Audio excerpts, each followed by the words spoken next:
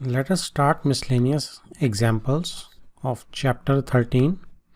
ठीक है, सेशन 2021 के लिए हम लोग जो भी रिड्यूस सिलेबस है उसके हिसाब से कर रहे हैं, जिसमें बायनॉमियल डिस्ट्रीब्यूशन नहीं है, बर्नौलीज नहीं है, बर्नौली ट्रायल्स, और ना ही इसमें वेरिएंस और मीन के क्वेश्चन हम लोग करेंगे.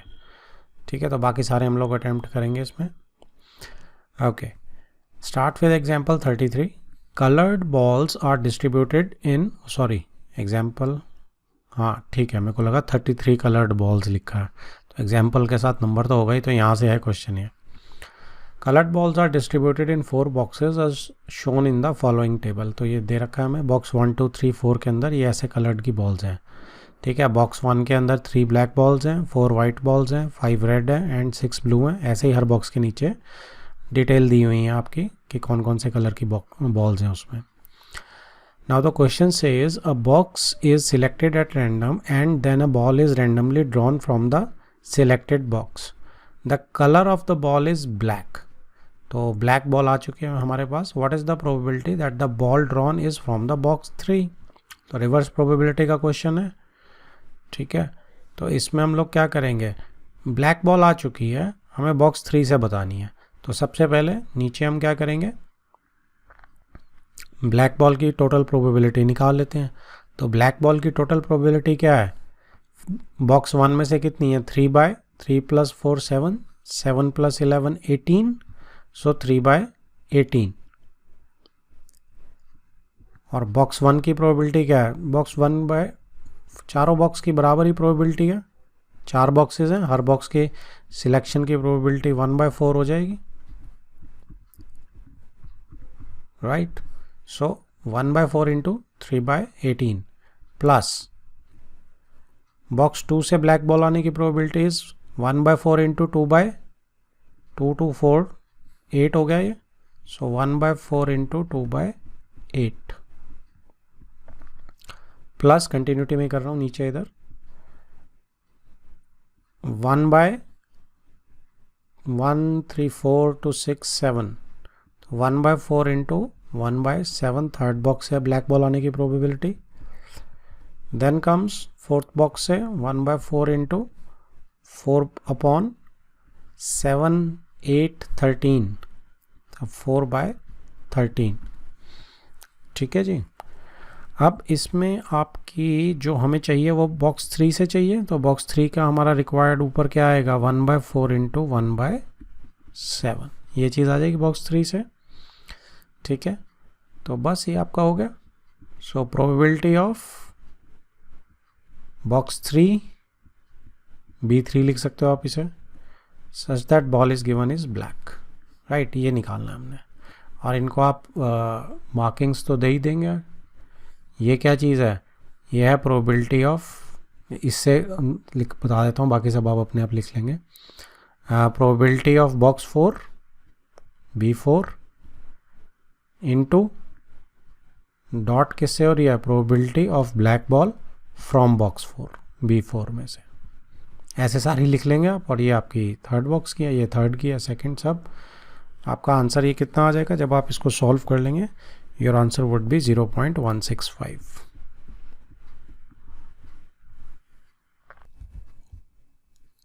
Next is example 36. A and B throw a die alternatively till one of them gets a 6. ठीक है, A और B बारी बारी से फेंकेंगे डाई को जब तक 6 ना आ जाए, जिसका 6 आ गया वो जीत गया. ठीक है, gets a 6 and wins the game. Find the respective probabilities of winning if A starts first. आपने उन दोनों की probabilities बतानी है जीतने की. ठीक है, if A start first, अगर A जो है पहले स्टार्ट करता है. सो सी, इसको कोई भी SF देने से पहले कंसेप्ट पकड़ते हैं, है ना. कंसेप्ट क्या है, कंसेप्ट ये है कि अगर A जीतता है या कोई भी 6 आते हैं वो जीत जाएगा, लेकिन स्टार्ट किसने करनी है, A ने. ये हमें दिया हुआ है. ठीक है, मैं आपको पहले नीचे से यहीं से स्टार्ट करते हैं, सी यहाँ से अगर हम उसे मैनेज कर सकते हैं. तो आप देखो, ए ने स्टार्ट किया, ए के पहली बार में ही 6 आ गए, जीत जाएगा. बिल्कुल जीत जाएगा। तो ए पहली थ्रो में जीत जाए अगर उसके 1 वो उसके अगर 6 आ गया पहली बार में ही, तो पहली बार में 6 आने की प्रोबेबिलिटी क्या है? 6 आने की प्रोबेबिलिटी इज़ 1/6। ठीक है जी। फिर उसके बाद अब ए अगर पहली बार में नहीं जीता तो अब ए कब जीतेगा? अब ए दूसरी बार में तो जीत नहीं सकता क्योंकि दूसरी बारी तो बी की है। अब तीसरी बार में जीतेगा वो। सो ए विन्स इन थर्ड थ्रो। ठीक है जी। ए किस में है? थर्ड थ्रो में। 6 आने की प्रोबेबिलिटी को वो पी एस ले रहा है 1/6, और 6 ना आने की प्रोबेबिलिटी बाकी सब नंबर्स आ जाएं वो 5/6।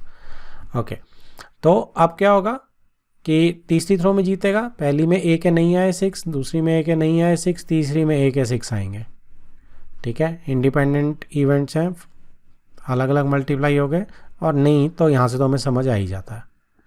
5/6 इंटू 5/6 इंटू 1/6, अब उल्टे नाम दे लो इन्हें। ठीक है, पहली थ्रो में नहीं आया, दूसरी बी की थ्रो में नहीं आया, ए की तीसरी थ्रो में आया।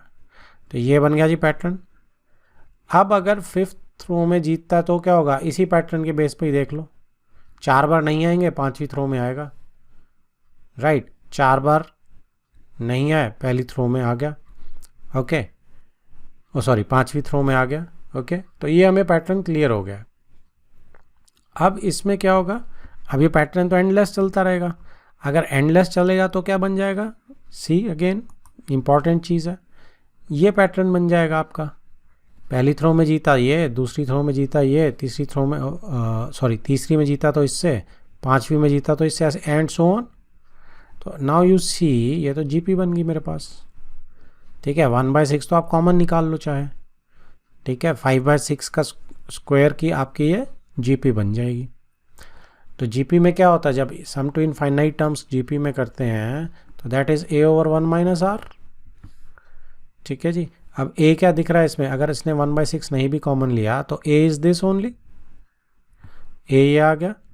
1 - r क्या आ गया? ये चीज़ है r, 5/6 का स्क्वायर, तो 1 - r। So this is the probability. ठीक है जी, कि a विन करेगा। नौ अब प्रोबेबिलिटी ऑफ ए की है तो बी की क्या? अब बी के लिए आपको सब कुछ करने की ज़रूरत नहीं है। टोटल प्रोबेबिलिटी 1 होगी, 1 - PA कर दो, 1 - 6/11। सो probability of be winning would be 5/11।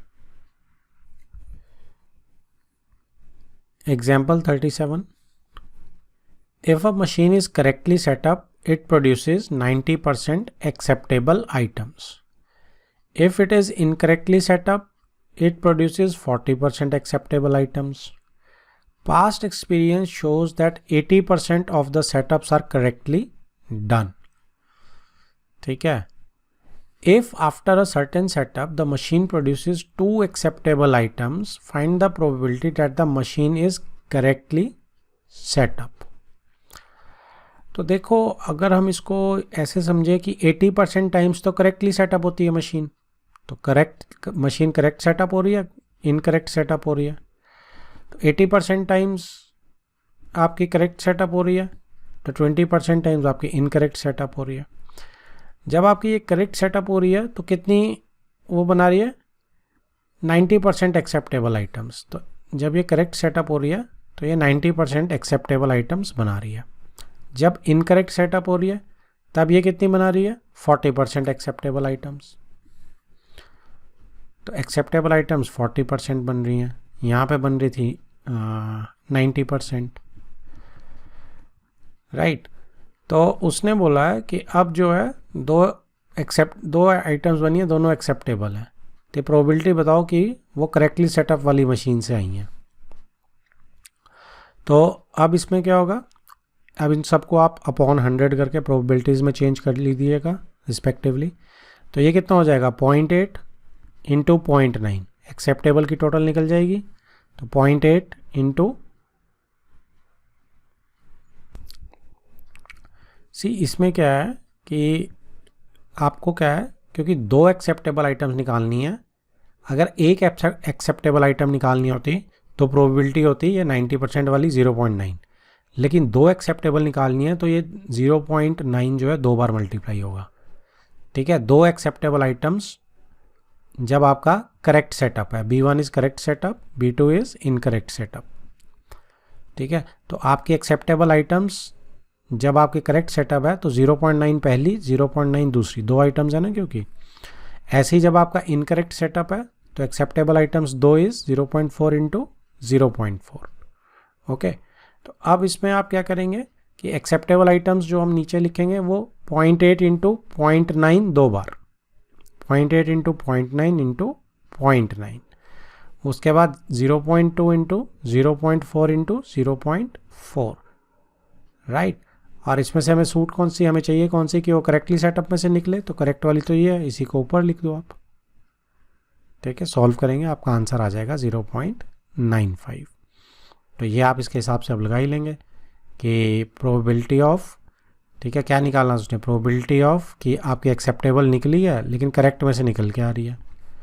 तो यहाँ पे आपके प्रोबेबिलिटी ऑफ ए ये करेक्ट वाली में से निकाली है कि पहले प्रोबेबिलिटी ऑफ करेक्ट ये वाली चीज़, फिर प्रोबेबिलिटी ऑफ ए कहाँ से, करेक्ट वाली मशीन में से पहली प्रोबेबिलिटी, फिर दूसरे की। ऐसे ही ये इनकरेक्ट में से निकलेगी, ये इनकरेक्ट है आपका, और फिर probability of A from incorrect, तो ये दो आ जाएंगी। ठीक है, ऊपर आपकी आई गई करेक्ट वाली। Next starts miscellaneous exercise on chapter 13। ठीक है जी, इसके भी सिलेक्टिव क्वेश्चंस करेंगे हम। First, A and B are two events such that PA is not equal to 0 and P probability of B given that A has happened if, ये find करना आपने, if A is subset of B। तो यहाँ पे आपको A is subset of B दिया हुआ है। ठीक है, सेकंड है आपको A इंटरसेक्शन B 5 दिया हुआ है। तो फर्स्ट पार्ट के लिए आपका P probability of B conditional है given that A has happened में, तो P B intersection A over PA by definition ये होता है। अब क्योंकि A सबसेट ऑफ B है तो A छोटा है, तो P आपका B इंटरसेक्शन A क्या बनने वाला है, B इंटरसेक्शन A आपका किसके इक्वल होने वाला है, ये आपका A के इक्वल हो जाएगा। ठीक है ना, because A is subset of B। तो अब इसमें क्या चीज़ आ जाएगी, इसका मतलब कि ये आपकी probability of B slash A जो है ये PA ही हो जाएगा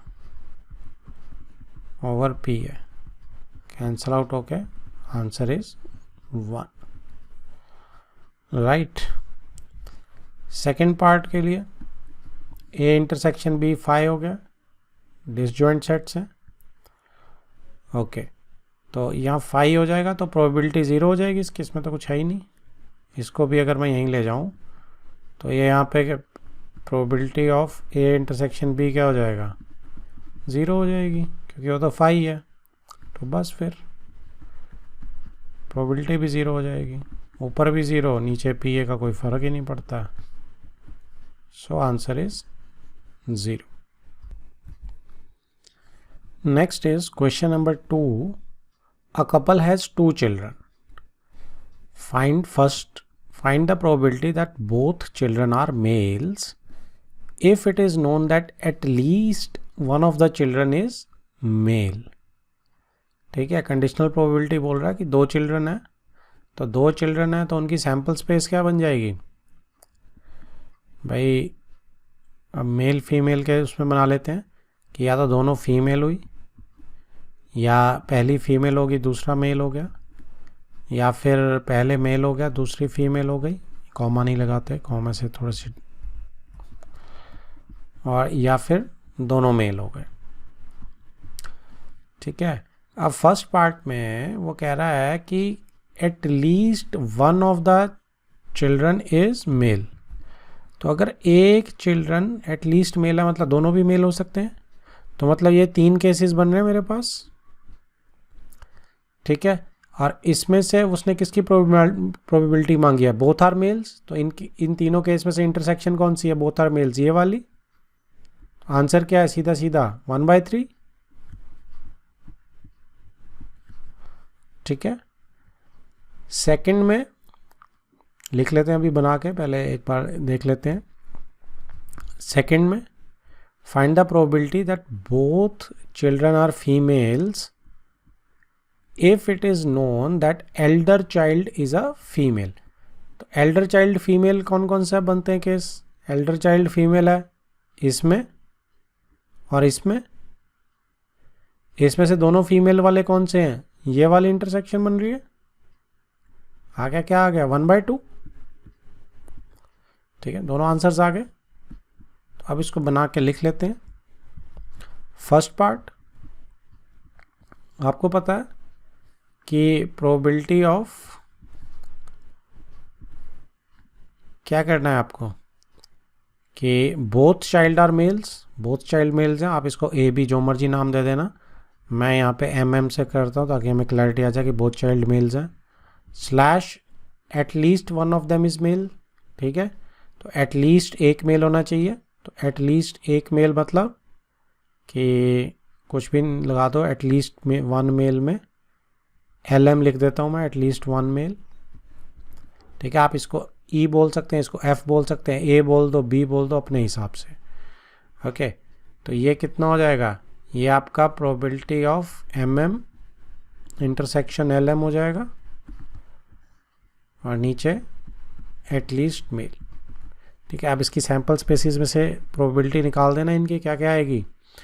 जो नीचे LM की प्रोबेबिलिटी है यानी कि एटलीस्ट मेल होना चाहिए, तो 1 2 3 1 मेल वाली ये 3/4 है। और दोनों के इंटरसेक्शन का एक ही केस बन रहा है ये वाला, दोनों मेल्स वाला, तो 1/4 है। सीधा आपका आंसर 1/3 आ गया। सिमिलरली आप सेकंड पार्ट को भी ऐसे लिख सकते हैं। प्रोबेबिलिटी ऑफ दोनों फीमेल्स हैं, ठीक है, that elder child is female. तो एल्डर चाइल्ड फीमेल है, तो इसका भी आप, मैं ऐसे क्यों करता हूँ? The reason is probability of EF, एक बार ख़त्म कर लेते हैं इसे। तो अब EF कौन सा केस है? एल्डर चाइल्ड फीमेल का ये 2 केस हैं, तो 2/4 है प्रोबेबिलिटी। और दोनों के इंटरसेक्शन का ये केस है, तो 1/4 है। Answer is 1/2। देखिए, मैं ऐसे इसलिए करता हूँ कि मेरे ब्रेन पे कम जोर पड़ता है। 1/2 सॉरी, मेरे ब्रेन पे कम जोर पड़ता है, इनसे मुझे ज़्यादा समझ आता है। तो एक बार ऐसे रफ में लिख के, चाहे आप उसको फिर A और B में कन्वर्ट कर सकते हैं। That is much better. अगर आप डायरेक्ट कर सकते हैं, good enough. Next is third question. Suppose that 5% of men and 0.25% of women have grey hair. Okay, a gray-haired person is selected at random. What is the probability of this person being male? Assume that there are equal number of males and females. तो मेरे पास equal number of males हैं और females हैं। ठीक है, अब इनके grey hair हैं।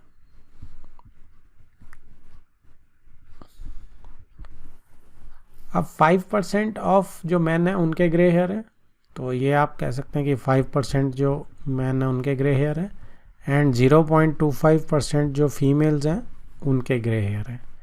और दोनों के इक्वल नंबर है, मेल्स भी इक्वल नंबर है, फीमेल्स भी इक्वल नंबर है। दैट मीन्स उनकी प्रोबेबिलिटी जो है वो बराबर है। राइट, अब मुझे क्या बताना है कि what is the probability of person being a male. So what is the probability of a person being a male such that a gray haired person is already selected? So gray hair तो होंगे ही होंगे। ठीक है, तो सबसे पहले आप क्या करेंगे? ग्रे हेयर की निकाल लेते हैं। तो यहाँ पे नीचे अगर मैं निकाल लूँ साइड बाय साइड, पहले नीचे निकाल देता हूँ मैं। तो इसमें आप निकालेंगे तो क्या आएगा? ग्रे हेयर, पहले मैन चूज़ करेंगे, मैन के ग्रे हेयर की टोटल प्रोबेबिलिटी, इसको मैं 0.05 लूँगा क्योंकि 5/100 करेंगे हम, प्लस वुमेन सिलेक्ट होने की हाफ प्रोबेबिलिटी इनटू उनके ग्रे हेयर की प्रोबेबिलिटी, तो 0.0025, ध्यान से 2 ज़ीरोज़ इसमें और लगेंगी। ओके, तो ये आपकी टोटल प्रोबेबिलिटी ग्रे हेयर की बन गई आपकी। ठीक है, तो अब इसमें आप क्या कर सकते हैं? इसमें अब आप ऊपर जो है आपको क्या चाहिए? मेल से आने चाहिए। तो हाफ इंटू 0.05, क्लियर है। तो इसमें आप इसको 1/2 ऐड करेंगे तो आराम से ही हो जाएगा, ये काट देंगे, उसके बाद एलसीएम लेके हाफ हाफ काट देना। तो ये आपका कितना आ गया, ये आपका सी आ गया 0.05 ओपन, इसमें मैं ऐड करूँगा तो 0.0525, ठीक है। ये मैंने ऐड कर दिया, हाफ कॉमन लेके हाफ हाफ काट दिया। तो 5/100 इंटू 525/10,000, 2 zeros यहाँ से गई, 515,105। तो ये किससे और जाएगा, 5 से ही जाएगा, 520, 521। सो आंसर इज 20/21। अब इसको आपको अगर वो करना है, क्या कहते हैं, डिनोट किससे करना है, तो ये प्रोबेबिलिटी ऑफ मेल है into probability of grey hair such that it is a male, probability of female और ग्रे हेयर की प्रोबेबिलिटी फीमेल की। ऊपर प्रोबेबिलिटी ऑफ मेल में से चाहिए था, probability of grey hair from male, और निकल के क्या आएगा, निकल के ये आएगा probability of male such that grey hair पहले से निकल चुका है। Done. Next is 6th question.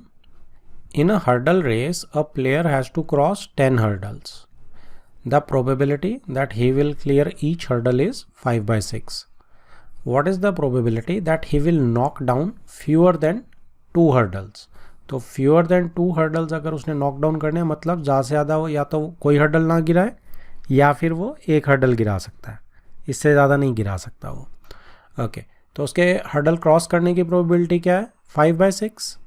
तो probability of clearing the hurdle is 5/6 और probability of not clearing the hurdle is 1/6 हो जाएगी, 1 में से माइनस कर देंगे आप। तो अब उसने 10 हर्डल्स करने हैं, अब केसेस कितने गिरा सकता है, 0 और 1, ज़्यादा से ज़्यादा वो ये केस गिरा सकता है 0 वाला, या और 1 वाला केस गिरा सकता है।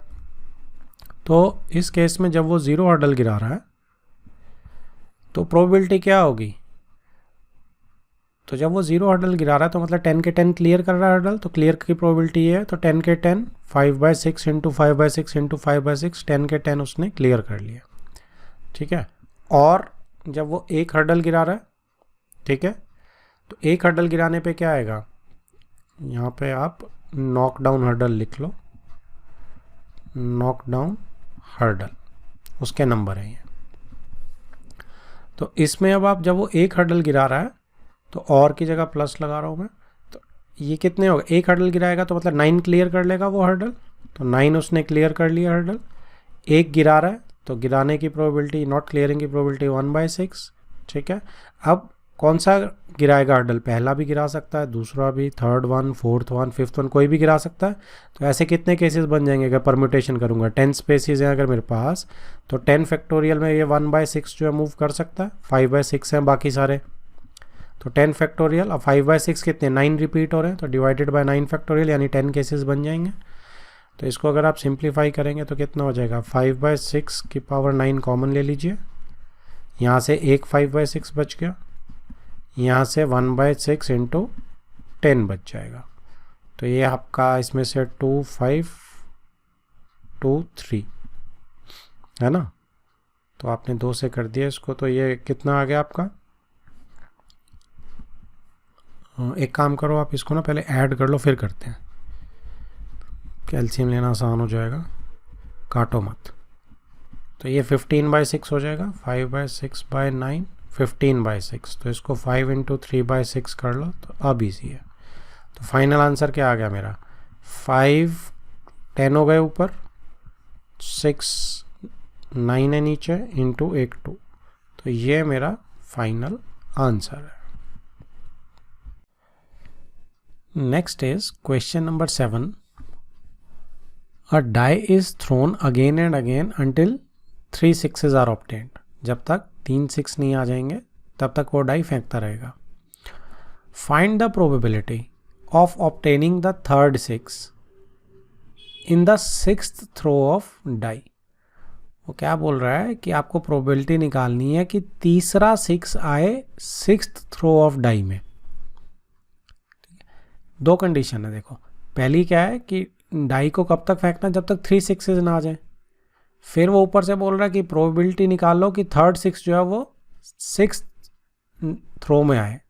ठीक है, अगर 6th थ्रो में थर्ड 6 चाहिए उसे, तो पहले 2 6 तो इसका मतलब पहली 5 में ही आ जाने चाहिए। ठीक है, तो पहली 5 में देखो प्रोबेबिलिटी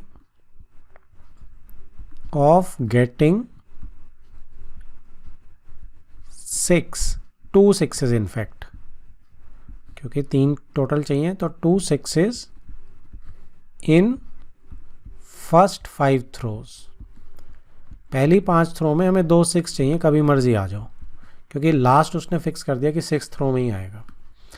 तो इसमें देखो कि मेरे पास कितने हैं, 5 थ्रोज हैं। अब 5 थ्रोज में 1 2 3 4 5 6, ठीक है। प्रोबेबिलिटी ऑफ 6 कितना है, प्रोबेबिलिटी ऑफ 6 को आप जैसे मर्जी फिक्स कर सकते हो। प्रोबेबिलिटी 6 आने की प्रोबेबिलिटी इज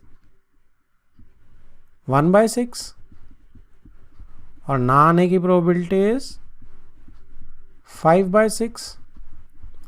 ठीक है, 6 बार लगा दिया मैंने ऊपर, तो इसको आप ए बी में कुछ भी करके कर सकते हो, जस्ट समझाने के लिए आपको ऐसे। अब आप देखो कि आपको 2 बार चाहिए, सपोज मेरे यहाँ पे 2 बार 6 आ गए, बाकी मुझे 6 नहीं चाहिए, 1 2 3 4 5 6, तो अभी इसको तो छोड़ ही दो, leave it now for now. 5 में आ गए तो बाकी में 5/6, 6 नहीं चाहिए आपको, राइट। अब लेकिन ये जो 1/6 है वो यहाँ भी आ सकता है, एक बारी यहाँ भी आ सकता है, यहाँ भी आ सकता है, ठीक है, ऐसे कहीं भी आ सकता है। तो क्या बन जाएगी प्रोबेबिलिटी, तो 2 6 आने की प्रोबेबिलिटी आपकी ये बन जाएगी जी 1/6 का स्क्वायर इंटू 5/6 का cube into permutations 1 2 3 4 5 factorial over repetition कितना हो रहा है, 2 इसका हो रहा है डिवाइडेड बाय 2 फैक्टोरियल, 3 इसका हो रहा है डिवाइडेड बाय 3 फैक्टोरियल। तो ये आपका रफली कितना आ जाएगा, ये आपका 5 का क्यूब ओवर 6⁵ और यहाँ इसको आप सॉल्व करोगे तो 5 इंटू 4, 3 फैक्टोरियल से काट देंगे हम आगे ऊपर नीचे, 2 इंटू 3 फैक्टोरियल, ये कट गया 2 2, तो 10 आ गया बेसिकली, है ना। तो 5 क्यूब 6⁵ इंटू 10, फिलहाल के लिए हम इसको इस प्रोबेबिलिटी को यहाँ पे समझ लेते हैं। अब 2 6 तो आ गए मेरे, अब मुझे कितने चाहिए, मुझे 6th उसमें थ्रो में probability of getting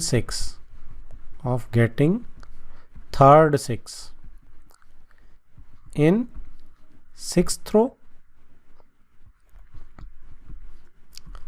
6th throw में चाहिए मुझे तीसरा 6, तो क्या होगा, अब 1 2 3 4 5 6 मैं सिर्फ इसके लिए हूँ, ये मैं निकाल चुका हूँ, ये सारी इसकी प्रोबेबिलिटी है।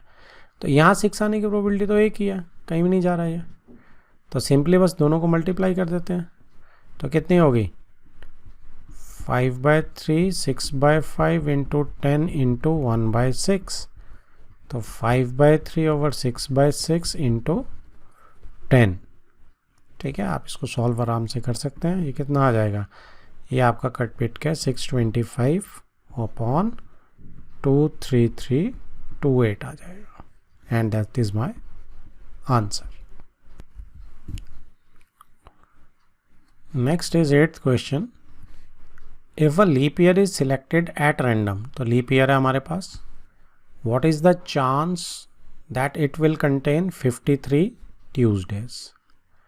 तो इसमें देखो लीप ईयर में कितने दिन होते हैं हमारे पास, 366 डेज होते हैं, राइट। और 53 ट्यूसडेज, 52 तो नॉर्मली सब में होते हैं, तो अगर 52 ट्यूसडेज हैं तो कितने वीक निकल गए, 52 Tuesdays will come in कितना 52 इंटू 7 कर दो 364 डेज। तो रिमेनिंग डेज कितने हैं? 2 दिन बचे हैं आपके पास। रिमेनिंग डेज कितने आ गए? 2 डेज। ठीक है, अब 2 दिन क्या हो सकता है?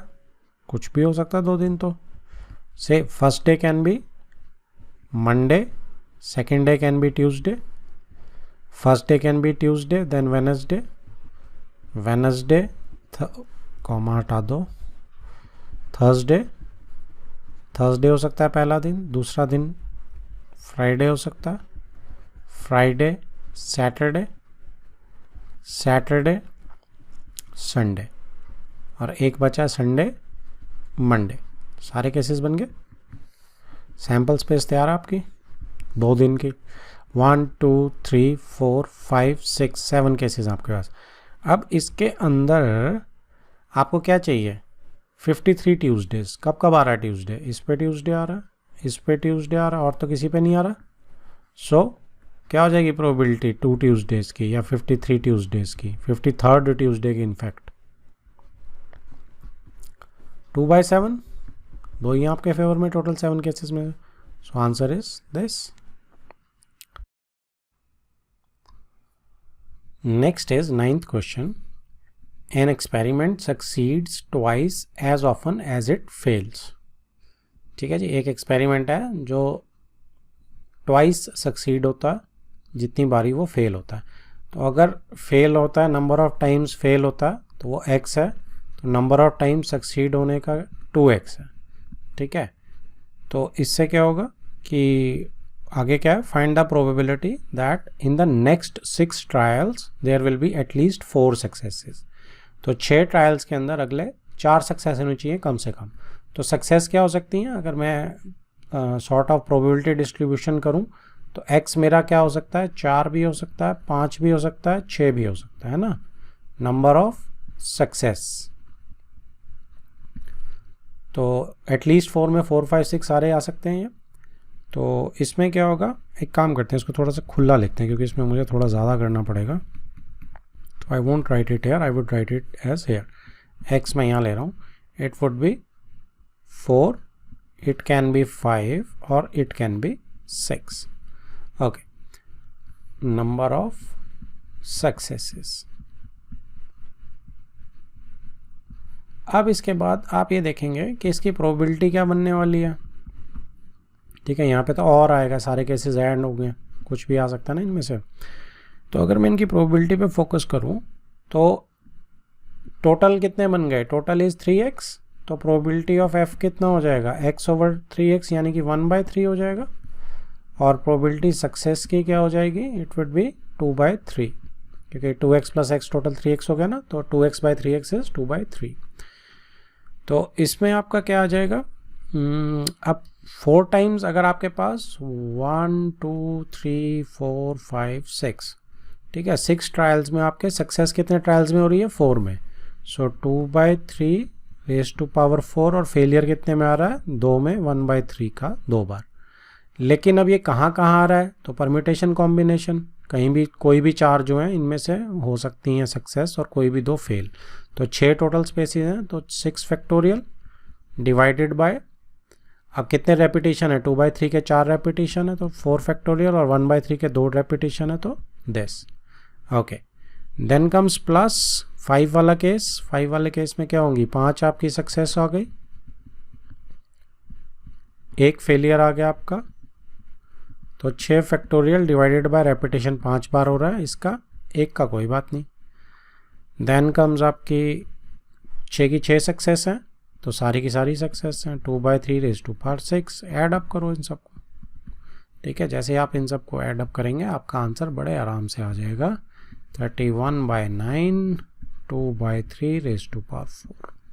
कॉमन ले लेना, आंसर आ जाएगा। Next is 12th question. Suppose we have 4 boxes A, B, C and D containing coloured marbles as given below. तो 4 बॉक्सेस दिए हुए हैं हमें ए बी सी डी, और उसमें रेड वाइट और ब्लैक मार्बल्स हैं। तो उनकी हमें दी हुई है नंबरिंग्स कि ए बॉक्स के अंदर 1 रेड मार्बल है, 6 वाइट मार्बल्स हैं एंड 3 ब्लैक मार्बल्स। ऐसे ही बी सी और डी की भी दी हुई हैं। तो आगे बोलता है वो, one of the boxes has been selected at random and a single marble is drawn from it if the marble is red. तो मार्बल रेड है हमारे पास। What is the probability that it was drawn from box A, फिर है box B, फिर है box सी। तो 3 reverse probability की उसने हमसे चीज़ें मांग ली। तो बेस थ्योरम लगेंगे इसमें। सो सबसे पहले तो रेड की निकाल लेते हैं क्या प्रोबेबिलिटीज़ हैं। ठीक है, यहाँ पे मैं क्या कर रहा हूँ, मैं टोटल का एक कॉलम और बना रहा हूँ। तो टोटल का कॉलम बन जाएगा 1 + 6 7, 7 + 3 10, 6 to 10, ये भी सारे 10 ही हैं तो कोई ज़्यादा इसमें ज़रूरत पड़ी ही नहीं। ठीक है, तो प्रोबेबिलिटी सीधा सा स्टार्ट करते हैं। सबसे पहला क्या कि प्रोबेबिलिटी बॉक्स ए में से मांगी है रेड बॉल की। ठीक है, सो रेड बॉल आ चुकी है। देखो क्या हम सीधा लिख सकते हैं, देखो let us try it out. Probability of box A given that it is a red ball. ठीक है जी, तो प्रोबेबिलिटी ऑफ रेड बॉल कहाँ से आएगी, वो नहीं, probability of red ball box A से आएगी। तो पहले बॉक्स ए आएगा, बॉक्स ए, फिर बॉक्स ए में से रेड बॉल आएगी। अपॉन में करेंगे टोटल प्रोबेबिलिटी रेड बॉल की क्या होने वाली है, पहले ए बॉक्स में से रेड बॉल आएगी प्लस बी बॉक्स में से भी रेड बॉल आ सकती है, मल्टीप्लाई आएगा, सी बॉक्स में से भी रेड बॉल आ सकती है, red ball from C, plus D box में से भी रेड बॉल आ सकती है। तो पहले बॉक्स डी आएगा और फिर उसमें से रेड बॉल आएगी, कंडीशनल प्रोबेबिलिटी। तो हम सीधा भी देखो लिख सकते हैं। ओके, अब इसमें मुझे नंबर्स डालने हैं। तो नंबर्स मैं ऊपर से डालूंगा, तो मैं पहले इसको नीचे नहीं कर रहा हूँ अभी फ़िलहाल। नंबर मेरे क्या बने, ए बॉल में से रेड बॉल आने की प्रोबेबिलिटी कितनी है, 1/10। अच्छा, सबकी प्रोबेबिलिटी 1/4 है बॉक्सेस की, कुछ इसमें दिया नहीं हुआ अलग अलग से, कोई स्पेशल कंडीशन नहीं दी हुई, तो 1/4 रहेगी। तो probability of box A is 1/4 into उसमें से रेड बॉल की प्रोबेबिलिटी 1/10। ऐसे ही probability of B box is 1/4, red ball की प्रोबेबिलिटी उसमें से 6/10। ठीक है ना, ऐसे ही 8/10 सी में से, तो 1/4 इंटू 8/10। और सबसे नीचे डी के अंदर तो 0 है तो 0 ही रहेगा, तो 1/4 इंटू 0/10। ऊपर 1/4 इंटू 1/10। तो रिस्पेक्टिव प्रोबेबिलिटीज़ को आप उनके नंबर्स दे दीजिएगा। ठीक है जी, तो ये आपका सॉल्व करके क्या आ जाएगा, सॉल्व आप आराम से कर लो इसे। तो 1/4 तो सारे उड़ा देना आप लोग एलसीएम लेके। तो ऊपर क्या बचा हुआ है, अच्छा 40 है, नीचे भी सारा ऑलमोस्ट 40 ही आ रहा था, 40 उड़ा देना। तो 1/, यहाँ से आएगा 1 + 6 + 8 + 0, 1/15 आपकी रिवर्स प्रोबेबिलिटी आ गई कि बॉक्स से ए होना चाहिए गिवन दैट रेड बॉल हमारी आ चुकी है। ठीक है, अब रही बात सेकंड बॉक्स बी की। बॉक्स बी के लिए let me change the colour, box B की। तो बॉक्स बी में आपको सिर्फ यही वाली चीज़ चाहिए, बॉक्स बी में से निकलनी चाहिए रेड बॉल। तो नीचे तो सेम रहेगी, ऊपर बॉक्स बी की प्रोबेबिलिटी क्या रेड बॉल आने की, 6 वाली यही। तो कितना आ जाएगा बॉक्स बी का, बॉक्स बी का आंसर जो है आपका वो आ जाएगा 6/15। ठीक है ना, इसी चीज़ को ऊपर रखना है बस हमने, और क्या करना है। So probability of box B जो है given that red ball is there, यही ऊपर सारा, बस इसकी जगह आप बी कर दीजिएगा यहाँ पे। ठीक है, और इसकी जगह भी बी आ जाएगा। ठीक है, ये वैल्यू नीचे से आ जाएगी, तो ये 6/15 आ जाएगा। इसको 3 से करके 2/5 आ जाएगा। ओके, थर्ड है बॉक्स सी। तो बॉक्स सी के लिए भी कुछ ज़्यादा नहीं करना है आपको, बॉक्स सी के लिए आपको यहाँ पे सी डाल देना, यहाँ पे भी सी आएगा और यहाँ पे भी सी आएगा, ठीक है। R obviously R cross C type आएगा, R given that red ball from C box आएगी। तो ये सी बॉक्स की ये उठाएंगे आप 8/10 वाली, तो प्रोबेबिलिटी ऑफ सी बॉक्स में से आएगी given that it is A red ball, C आएगा यहाँ पे सी आएगा given that it is a red ball, तो इट वुड बी 8/15, ठीक है। एक जगह मैं ज़्यादा इसलिए कर रहा हूँ कि हमें समझ आ रही है यहाँ से चीज़ें, इसलिए मैं इसको स्पेस को यहीं पे रोकना चाह रहा हूँ। Next is 13th question, important question है ये। Assume that the chances of a patient having a heart attack is 40%. तो एक पेशेंट को हार्ट अटैक आने के चांसेस कितने हैं जी? 40%. It is also assumed that a meditation and a yoga course reduce the risk of heart attack by 30%. ठीक है, तो मेडिटेशन और योगा कोर्स है एक, तो वो हार्ट अटैक को 30% रिड्यूस कर देता है। And prescription of certain drug reduces its chances by 25%। तो जो ड्रग्स हैं, जो प्रिस्क्रिप्शन ऑफ ड्रग्स है, अगर दवाई लेता है वो, तो 25% चांसेस जो रिड्यूस होने के हैं। At a time a patient can choose any one of the two options. तो पेशेंट जो है इन दोनों में से कोई भी ऑप्शंस को चूज़ कर सकता है विद इक्वल प्रोबेबिलिटीज़। तो दोनों की चूज़ करने की प्रोबेबिलिटी बराबर है, चाहे वो मेडिटेशन से कर सकता है या वो ड्रग ले सकता है, ठीक है। It is given that after going through one of the two options the patient selected at random suffers a heart attack, ठीक है। अब क्या है कि इन दोनों ऑप्शन से, ठीक है, लेने के बाद उसको हार्ट अटैक हुआ है पेशेंट को। Find the probability that patient followed a course of meditation and yoga. आपको ये बताना है कि हार्ट अटैक तो हो चुका है लेकिन उसने मेडिटेशन एंड योगा कोर्स किया था। तो ये भी रिवर्स प्रोबेबिलिटी का क्वेश्चन हो गया कि आपको ये करना है कि उसने फाइंड इट कि आपको क्या प्रोबेबिलिटी है कि उसने मेडिटेशन और योगा का कोर्स करा था, ठीक है, गिवन दैट उसे हार्ट अटैक हो चुका है। तो इसमें हम क्या कर सकते हैं, देखो इसमें हमें पता है कि पहले तो उसे हार्ट अटैक हो चुका है। अब हार्ट अटैक उसे किस चीज़ से हुआ है? मेडिटेशन योगा से, उसके बाद, मतलब से नहीं कहेंगे, उसके बाद हुआ है, ठीक है। क्या प्रोबेबिलिटी है कि मेडिटेशन से हुआ है? नहीं, just give me a chance, मुझे कुछ ठीक नहीं लग रहा। नहीं, इसे आप रिवर्स करेंगे। देखिए पहले उसको क्या हुआ, फर्स्ट उसे पहले प्रोबेबिलिटी उसकी मेडिटेशन करने की, इस कोर्स की, और इस कोर्स के करने के बाद उसे हार्ट अटैक आया, तो दैट मीन्स एच है, ओके। अगर आपको सीधा नहीं आता तो रिवर्स जैसे हम पहले करते थे वैसे करना आप, उससे भी हो जाएगा। तो नीचे उसने मेडिटेशन करी, टोटल प्रोबेबिलिटी हार्ट अटैक की क्या है वो निकाल रहे हैं हम। हार्ट अटैक आया उसे मेडिटेशन करने के बावजूद, प्लस उसने ड्रग्स ली और ड्रग्स लेने के बाद भी उसे हार्ट अटैक आया, ठीक है। तो ये बन गया आपका।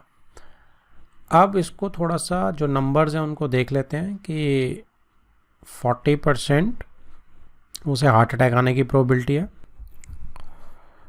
सो अगर हम यहाँ पे बनाते हैं कि हार्ट अटैक आने की वो क्या है, चांसेस कितने हैं, कितनी परसेंटेज है हार्ट अटैक आने की? 40%, ठीक है।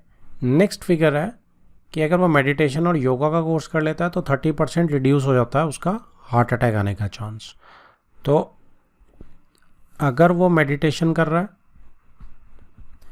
या फिर वो ड्रग्स ले रहा है, दो केसेस हैं, ठीक है, दोनों की प्रोबेबिलिटीज़ बराबर है। प्रोबेबिलिटीज़ कितनी हो जाएंगी दोनों की? 1/2 इक्वल है, और यहाँ भी 1/2 इक्वल है प्रोबेबिलिटी उसके दोनों काम करने की, बराबर बराबर। अब वो कहता है कि आपके पास जो रिड्यूस हो जाता है 30% रिड्यूस हो जाता है रिस्क, और ड्रग्स लेने पे 25% रिड्यूस हो जाता है रिस्क, है ना, रिड्यूस। तो इसका मतलब हार्ट अटैक होने की कितना परसेंट चांसेस अभी भी हैं? तो हार्ट अटैक होने के चांसेस उसके बन जाएंगे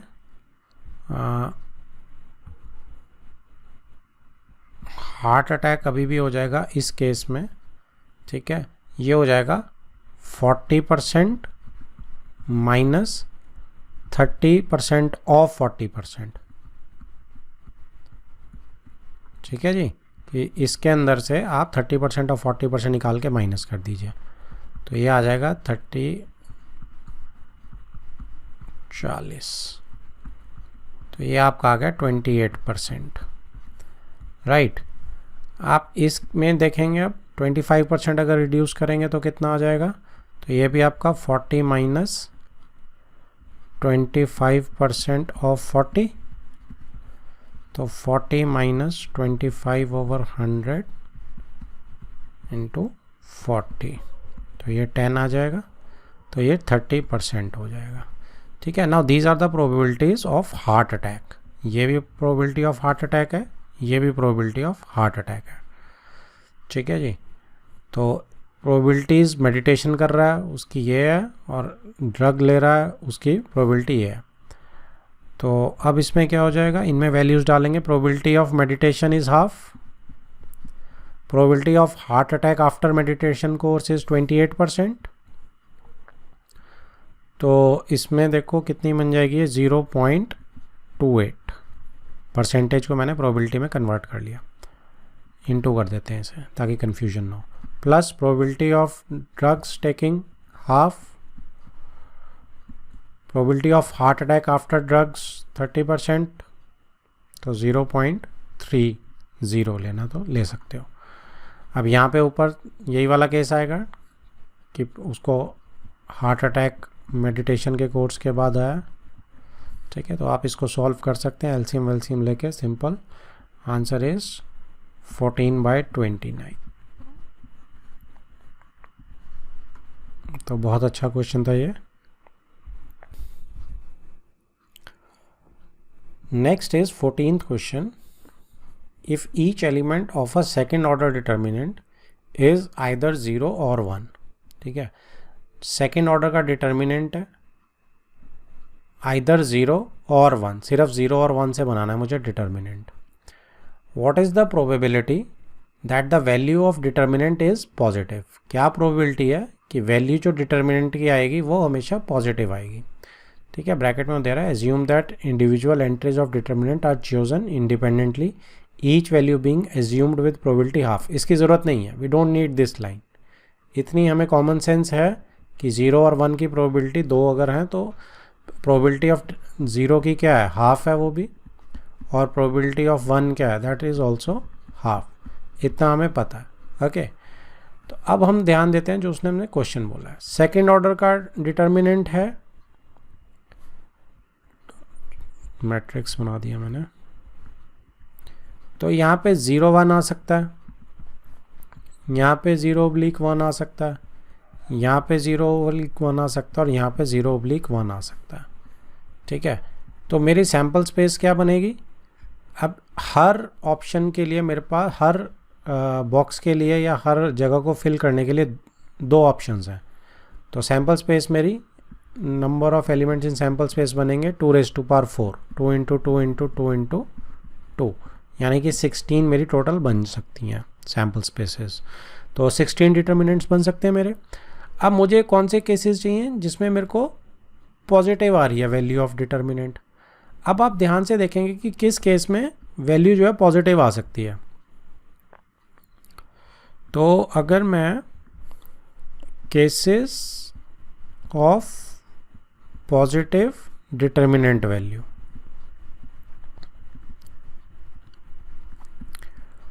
तो इस पे अगर आप ध्यान देंगे तो डिटर्मिनेंट क्या होता है, दिस इंटू दिस। अब ये जो पहले वाला हम मल्टीप्लाई करेंगे, अगर ये 0 आ गया और ये वाला चाहे 0 आए चाहे 1 आए, ठीक है, तो या तो 0 आएगी वैल्यू या नेगेटिव आएगी, वो अलाउड नहीं है। तो पहले वाला केस हमेशा क्या आना चाहिए, 1, A1 B2 जो आएगा वो हमेशा 1 आएगा। तो दैट मीन्स मेरे डिटर्मिनेंट में यहाँ तो ये फिक्स हो गए, इसके अलावा 1 नहीं आ सकता, ठीक है। अब इन केसेस में क्या आ सकता है, इसमें 0 0 भी आ सकता है, ठीक है, और इसमें यहाँ पे 1 यहाँ 0 आ सकता है, और यहाँ तो 1 फिक्स है, यहाँ 0 आ जाए, यहाँ 1 आ जाए, बस यही 3 केसेस बनेंगे, ओनली दीज 3 केसेस। ठीक है, कितने आ गए ये, इज इक्वल टू 3 केसेस। तो फेवर में आपके ये 3 केसेस हैं, टोटल आपके 16 केसेस हैं, राइट। तो प्रोबेबिलिटी क्या हो गई पॉजिटिव वाले की, 3/16। ये केस हमने डायरेक्ट कैसे किया, नंबर ऑफ केसेस पॉजिटिव वाले उठा लिए, डिवाइड किया हमने नंबर ऑफ टोटल केसेस उठा के, done. Next is 15th question. An electronic assembly consist of 2 subsystems, से ए एंड बी। तो एक इलेक्ट्रॉनिक असेंबली है, मतलब उसमें चीज़ें जुड़ी हुई हैं, उसमें 2 सब सिस्टम लगे हुए हैं असेंबली में, A and B. From previous testing procedures the following probabilities are assumed to be known. तो पिछले जितने भी उन्होंने टेस्टिंग प्रोसीजर्स किए हैं उससे ये प्रोबेबिलिटीज़ इनके पास है कि probability of A fails is 0.2। तो असेंबली ए फेल हो जाएगी, उसकी प्रोबेबिलिटी 0.2 है। प्रोबेबिलिटी ऑफ असेंबली नहीं, sorry, A subsystem fail हो जाएगा। Probability B fails alone, B अकेली फेल होगी, ए फेल नहीं होगा, ठीक है, उसकी प्रोबेबिलिटी ये है। And probability A and B fail, और ए और बी के फेल होने की इकट्ठी प्रोबेबिलिटी है 0.15। तो evaluate the following probabilities. First probability is A fails, conditional है, कंडीशन है कि बी हैज़ ऑलरेडी फेल्ड। तो प्रोबेबिलिटी ऑफ ए फेल निकालनी है। तो इसमें अगर हम व्हाट वी डू कि ए फेल हो गया या बी फेल हो गया, तो एक्सियोमेटिक अप्रोच ले लेते हैं इसमें थोड़ी सी। तो ए और बी फेल अगर हो गया, ए की फेल होने की प्रोबेबिलिटी इज आपकी 0.2 और बी फेल्स अलोन, तो बी अकेला फेल हो रहा है तो 0.15 ये प्रोबेबिलिटी है, ठीक है, बी माइनस ए वाली। अब इसमें P A and B fails की भी 0.15 है, तो 0.15 जो है ए एंड बी की भी है। तो इसमें बी की प्रोबेबिलिटी कितनी बन गई, अगर आप ऐड अप करेंगे तो 15 + 15 0.3 बन जाएगी, ठीक है ना, 0.30 कह सकते हो आप या 0.3। ओके, अच्छा, ए माइनस बी करेंगे तो 0.2 में से 15 निकाल दो 20 में से, तो 0.05 आ जाएगी, ठीक है। सो अब ये कह रहा है फर्स्ट पार्ट जो है व्हाट इज सेइंग कि प्रोबेबिलिटी ऑफ ए फेल्स, तो ए फेल हो गया, एक तरह से इसको बाहर लगा देता हूँ मैं, नहीं बाहर क्यों, ए तो हम पूरा फेल ही ले रहे हैं ना। तो ए फेल हो गया, कंडीशनल है कि बी भी फेल हो चुका, तो P A intersection B over P B. तो ए इंटरसेक्शन बी आपकी 0.5 है और बी की होने की प्रोबेबिलिटी आप पूरी ऐड करेंगे 0.3 आएगी, तो 0.3 या 0.30 ले सकते हैं, उससे आपका आसान हो जाएगा। ये आपकी 1/2 आपकी फर्स्ट पार्ट का आंसर आ जाएगा। ओके, सेकंड जो है इसमें क्या बोल रहा है, पी ए फेल्स अलोन, ए अकेला फेल होगा, ए अकेला फेल होने की प्रोबेबिलिटी आपकी ये, वैसे तो ये मैं निकाल ही चुका हूँ, यहाँ पे आप देख ही सकते हो कि पी के अकेला फेल होने की probability is it is equal to probability of A minus probability of A intersection B. तो ए की प्रोबेबिलिटी इज 0.2 थी, माइनस ए इंटरसेक्शन बी की 0.15, और इससे अकेले ए की फेल होने की प्रोबेबिलिटी हमारी 0.05 आ गई। Next is 16th question, super important question. ऐसे क्वेश्चंस के जितने मर्जी टाइप्स डायरेक्ट आते हैं, ठीक है, और स्कूल्स के तो फेवरेट होते हैं, बोर्ड के तो फेवरेट ही हैं, स्कूल्स के भी फेवरेट होते हैं। ओके, क्या बोल रहा है ये ट्रांसफ़र वाले क्वेश्चन होते हैं, एक बैग से दूसरे बैग में बॉल डाल दी, ये कर दिया वो कर दिया, तो फिर क्या प्रोबेबिलिटी होगी। तो ऐसे केसेस जो हैं वो बहुत ही फेवरेट होते हैं स्कूल्स के और बोर्ड्स के। Bag 1 contains 3 red and 4 black balls, ठीक है, बैग 1 के अंदर 3 रेड और 4 ब्लैक बॉल्स हैं। हम साथ साथ यहाँ पे इसकी एक विजुअल सा बनाते रहते हैं ताकि दिमाग पे लोड कम पड़ेगा हमारे। 3 रेड 4 ब्लैक, ये मेरी बैग 1 के अंदर है। Bag 2 contains 4 red and 5 black balls. Second bag के अंदर 4 रेड है 5 ब्लैक है। 1 ball is transferred from bag 1 to bag 2। तो हमने 4 बॉल ट्रांसफ़र करनी है बैग 1 से बैग 2 में, sorry 1 ball. And then a ball is drawn from bag 2, फिर बैग 2 से बॉल निकालनी है, बैग 1 से ट्रांसफ़र करनी है और फिर बैग 2 से निकालनी है। The ball so drawn is found to be red, तो जो भी रेड बॉल कौन सी निकली है, रेड निकली है। Find the probability that the transferred ball is black, आपको प्रोबेबिलिटी इसकी निकालनी कि ट्रांसफर्ड ब्लॉक जो है वो बॉल जो है वो ब्लैक थी। रिवर्स प्रोबेबिलिटी का क्वेश्चन तो दिख रहा है सीधा सीधा, ठीक है, कि आपको निकालनी है कि probability of transferred block, transferred ball जो है वो ब्लैक है, ठीक है, given that it is red, इसकी प्रोबेबिलिटी मुझे निकालनी है। तो जैसे जैसे क्वेश्चन बोल रहा है वैसे वैसे देखते हैं कि क्या हमारी बन सकती हैं इसमें केसेस। सबसे पहले अगर बैग 1 से ट्रांसफर्ड बॉल रेड हुई, तो रेड अगर ट्रांसफ़र होगी इधर, तो रेड के ट्रांसफ़र होने, अच्छा एक काम करते हैं कि पहले इनकी प्रोबेबिलिटीज़ लिख लेते हैं, या चलो रेड ट्रांसफ़र हो रही ऐसे ही करते हैं। अगर रेड ट्रांसफ़र हुई तो यहाँ क्या बन गया, यहाँ पे 5 रेड आ गई और 5 ब्लैक आ गई, ठीक है। अगर आपकी ब्लैक ट्रांसफ़र हुई है तो आपकी 4 ही रेड रहेंगी और आपकी ब्लैक कितनी हो जाएंगी, 6 ब्लैक हो जाएंगी, ठीक है जी। अब निकलनी किससे है, बैग 2 से निकालनी है मुझे, बैग 2 से बॉल निकालनी है। तो सबसे पहले हम क्या करते हैं कि बैग 1 से ट्रांसफ़र जो केसेस हुए हैं उसको बना लेते हैं। तो रेड बॉल के ट्रांसफ़र होने की प्रोबेबिलिटी क्या है, यहाँ पे रेड बॉल की प्रोबेबिलिटी क्या है, 3/7, टोटल बॉल 7 है, 4 + 3, तो रेड बॉल की प्रोबेबिलिटी इज़ 7। तो आप इसको बोल सकते हैं कि what is this, this is probability of red ball from bag 1, ठीक है ना, बैग 1 में से ये प्रोबेबिलिटी रहेगी। अब इसके बाद ब्लैक बॉल ट्रांसफ़र होने की प्रोबेबिलिटी इज़ 4/7, ठीक है जी। अब यहाँ पे आ जाओ, बैग 2 पे आ जाओ। बैग 2 का केस क्या बोल रहा है, अब निकालनी तो हमने रेड बॉल है, तो रेड बॉल की प्रोबेबिलिटी यहाँ क्या आ गई, probability of red ball from bag 2। अब मैं इसको अगर चलो ऐसे ही रहने देते हैं, इसके साइड में ही लिख देता हूँ मैं प्रोबेबिलिटीज़। तो रेड बॉल की प्रोबेबिलिटी इस केस में येलो ही रखते हैं इसे,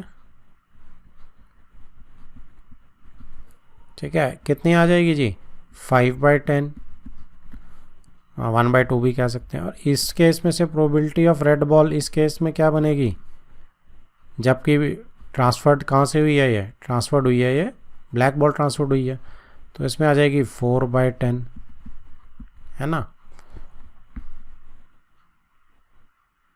चलो ये हमारे केसेस तो हमारे पास आ चुके हैं। तो अब मैं कह रहा हूँ कि टोटल प्रोबेबिलिटी रेड बॉल की क्या है मेरे पास, टोटल प्रोबेबिलिटी रेड बॉल की, अगर फर्स्ट केस में आपकी रेड बॉल ट्रांसफ़र हुई है तो रेड बॉल बैग 2 से आने की प्रोबेबिलिटी 5 × 10 हो गई, है ना, 5/10 है ना आपके पास अगर ये बॉल ट्रांसफ़र हुई है। या फिर प्लस अगर 4/7 आपकी बॉल ट्रांसफ़र हुई है ब्लैक वाली, तो रेड बॉल आने की प्रोबेबिलिटी क्या है, 4/10, ठीक है। आपको क्या मांगा है उसने कि ट्रांसफर्ड बॉल जो है, find the probability transferred ball is black, transferred ball जो है वो ब्लैक है, तो ब्लैक वाली बॉल तो ये है 4/7 वाली, तो 4/7 × 4/10, ठीक है। तो अब ये आप इसको सॉल्व कर लेंगे, आपका आंसर 16/31 आ जाएगा, राइट। बट ज़्यादा इंपॉर्टेंट क्या है, अब इसको हम क्या किस किस चीज़ को क्या क्या डिनोट करना है हमने वो इसको मार्क कर लेते हैं। तो दिस इज़ 3/7, नीचे से स्टार्ट कर रहा हूँ मैं, थोड़ा सा नीचे कर रहा हूँ, ओके, सो ये मेरी है probability of transferring red ball. तो रेड बॉल ट्रांसफर हुई है, टी आर लिख लेते हैं इसको, इनटू अब रेड बॉल की प्रोबेबिलिटी है ये, गिवन दैट ट्रांसफर्ड बॉल जो है वो रेड है, प्लस ये क्या चीज़ है, प्रोबेबिलिटी ऑफ ट्रांसफर्ड ब्लैक है सॉरी, इनटू प्रोबेबिलिटी ऑफ जो बॉल है रेड निकल के आई है सच दैट ट्रांसफर्ड बॉल जो है वो ब्लैक है। ऊपर हमारा सेम है कि प्रोबेबिलिटी ऑफ आपकी ट्रांसफर्ड बॉल जो है वो ब्लैक है इनटू रेड बॉल की probability given that transferred ball black है। निकालना क्या है आपने, probability of transferred ball, probability कि वो ब्लैक बॉल ट्रांसफ़र हुई है गिवन दैट कि वो रेड है। ठीक है, अब ये डिनोट हो गया हमारे प्रॉपर। अब आप इसको देखो 3/7 को आप अब क्या यहाँ पे हमने जो वो किया था इसको भी करेक्ट कर सकते हो, दो नहीं तो अलग अलग कंफ्यूजिंग हो जाएंगे। सो 3/7 हमने टी आर लिया तो ट्रांसफर्ड बॉल रेड और ट्रांसफर्ड बॉल ब्लू वाले को ट्रांसफर्ड बॉल ब्लैक हो जाएगी ये। ठीक है, ये दोनों पी आर रहेंगे, रेड है सिंपल है, पी आर ये दोनों ठीक है बिल्कुल। ठीक है जी, done. Next is 17th question, if A and B are two events such that probability of A is not equal to 0 and conditional probability जो B की है वो 1 है, then A B C D में से कौन से ऑप्शंस आपके आएंगे। तो conditional probability B A is equal to B intersection A over P A। ठीक है जी, अब ये 1 है, अगर 1 है तो दोनों बराबर होने चाहिए, तो दिस इम्प्लाइज कि पी बी इंटरसेक्शन ए जो है वो बेसिकली पी ए के बराबर है। तो अगर B intersection A P A के बराबर है तो मतलब बी छोटा है, ठीक है ना। अगर बी छोटा होगा और ए बड़ा होगा और बी ए का सबसेट होगा तभी इनकी इंटरसेक्शन जो होगी वो ए होगी, नहीं उल्टा बोल दिया मैंने सॉरी, ए छोटा है, इसको मैं इरेज कर देता हूँ, ए जो है वो छोटा है और बी बड़ा है तभी ए इंटरसेक्शन भी ए होगा। ठीक है, तो प्रोबेबिलिटी भी ऐसी ही होगी। तो दैट मीन्स मेरा ऑप्शन क्या है, ए इज सबसेट ऑफ ए। तो मेरा ये बिल्कुल कंडीशन जो है वो सेटिस्फाई हो रही है। Next is 18th question, if P conditional probability AB is greater than PA then which of the following is correct। तो ये नीचे 4 ऑप्शंस हमें दिख रही हैं, BA की भी हैं, हाँ BA की ही हैं, और एक ये है PA इंटरसेक्शन B वाली। ओके, सो वो कह रहा है कि PAB is greater than PA।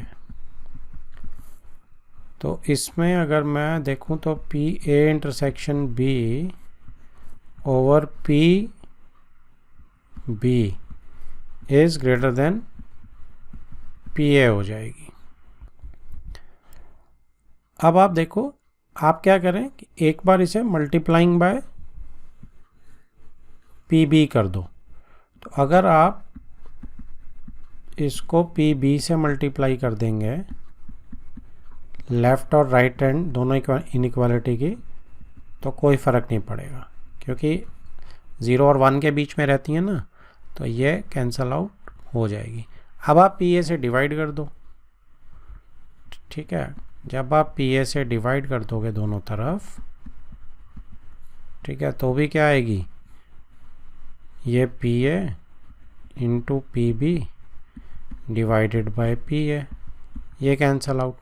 तो ये क्या चीज़ बन गई, अब ये चीज़ बन गई आपकी पी बी ए ग्रेटर देन पी बी। तो इसमें कौन सा आंसर है, सी आपका इसमें ऑप्शन सही आएगा। तो ये ट्रिकी क्वेश्चन है, अच्छा क्वेश्चन है, important question. Next is 19th question, if A and B are any two event such that P A plus P B minus P and B is equal to P A then. Okay, तो इसमें आप ये देखो कि P A plus P B minus P A and B, तो intersection कर सकते हैं उसे, is equal to P A है वो सारी, ठीक है। तो पी ए को आप हटा दो इसमें से, तो ज़ीरो हो जाएगा ये। तो अगर मैं पी बी इसको ट्रांसपोज कर दूँ, इस साइड ले जाऊँ, तो पी ए इंटरसेक्शन बी हो जाएगा ये, ठीक है। ये चीज़ मेरे पास आ गई। तो अब एक काम करो, इन सब में चेक कर लो, पी बी ए क्या बनेगा, ये बनेगा पी इंटरसेक्शन तो बनेगी, बी इंटरसेक्शन ए ले लो, चाहे A intersection B, over P A. और दूसरी तरफ अगर मैं पैरेलली करूं कि कंडीशनल ए बी की क्या बनेगी, तो A intersection B over P A बनेगा, है ना। तो आप क्या करो, अब इसने तो पी बी के बराबर है, तो अगर ये पी बी के बराबर है तो यहाँ भी पी बी आ जाएगा और यहाँ भी पी बी आ जाएगा, ठीक है। यहाँ सॉरी मैंने गलत लिखा है, इसको करेक्ट करो, ये पी बी आएगा नीचे। तो अब इसमें ये कट के 1 हो जाएगा, ये नहीं कटेगा, पी बी बाई पी है, तो ये 1 वाली पी ए बी वाली आएगी आपकी। सो बी आंसर आएगा इसका आपका। डन।